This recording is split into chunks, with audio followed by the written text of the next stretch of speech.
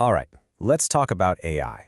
But forget the crazy far-out sci-fi stuff for a second, because this week, AI stopped just being a cool toy and actually started getting a real job.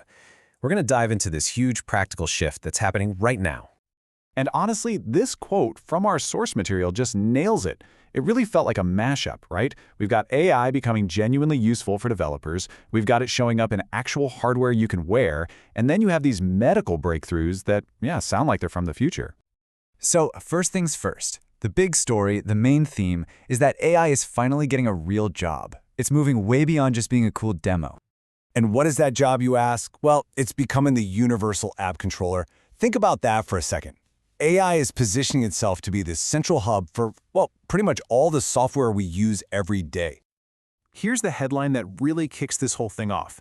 ChatGPT can now connect to your other apps. This is the big one. It means you can finally plug all your tools directly into that chat window. So, what does this actually let you do? Well, this is where it gets really interesting. This isn't just about asking questions anymore. With these connectors, ChatGPT becomes an active player. It can link up to your project management tools, dive into your Google Drive, and even read and write data. You could tell it to create a new task, get you a status update, or even scan your emails to kick off a whole workflow. It's a doer now, not just a talker. Your whole workflow is about to get way simpler. Step 1, you connect your apps. Step 2, you just tell the AI what you want in plain English. And step 3, you just sit back and watch it automate the work for you. That's it. Think about what this replaces. Before, it was constant app switching, right? Fragmented workflows, manually copying and pasting data. Now, you get a single control layer. You give one command and it triggers automated actions across all your tools. The biggest win here is getting back all that focus you lose from constantly switching contacts.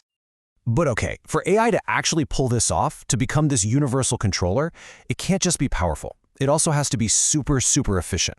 And that's exactly what's happening, thanks to some really clever breakthroughs. One of the key ideas is a technique called mixture of experts, or MOE. The best way to think about it is like this. Instead of having one giant generalist brain trying to solve every single problem, you have a team of specialists. When a task comes in, the system just calls on the right small expert for that specific job. It makes the whole thing so much more efficient. Now, why should you care? Because this means we get all the power and performance of a massive AI model, but without needing a giant data center full of expensive GPUs to run it. It's all about making top-tier AI cheaper, faster, and available to way more people. And the race for efficiency isn't slowing down. Not at all. There's a new challenger that's just emerged from China, a spiking neuron model. And get this, it's actually inspired by the way our own brains fire off signals.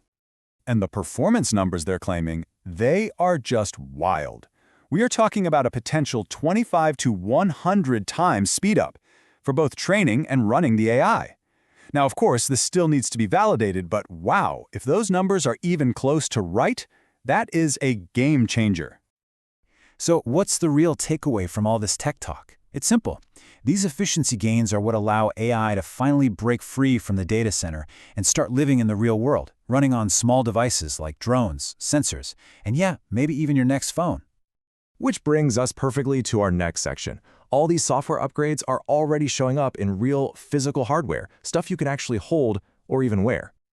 First up, let's talk about Meta's upgraded Ray-Ban smart glasses. For around $800, you get glasses with a built-in vision model and a screen, so it can display info right in front of your eyes, turn-by-turn directions, or maybe live captions for a conversation. It's a really early peek for sure, but this is what a smartphone replacement could look like.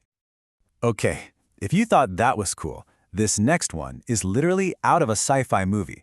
It's a wearable mask from China that does real-time language translation. I mean, just imagine putting on a mask and instantly understanding someone speaking another language. No apps, no phone needed. This could completely change how we travel and communicate. And to prove this revolution isn't just about screens and digital assistants, check this out. It's a new bioglue for fixing broken bones.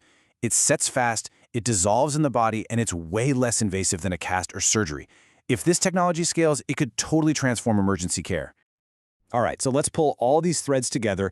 We've talked about AI as an app controller, we've talked about these crazy efficiency gains, and we've seen intelligent hardware. So what's the big shift here? What does this all add up to? I think this quote just says it all. The big theme is that AI is finally getting practical. It's moving way beyond just flashy demos and into tools that actually have real, tangible use in our lives. And this right here is the key takeaway. The truly smart moves in AI right now, they're not about creating some brand new isolated gadget. No, it's about letting AI reach into the things we already use every single day. Our apps, our glasses, our tools, and just making them better.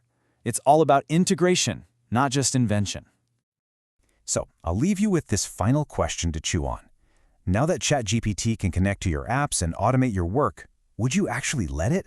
Would you let an AI manage your email, your schedule, your daily tasks? Or is that a line you're not ready to cross? Because that's the kind of practical choice we might all be making very, very soon.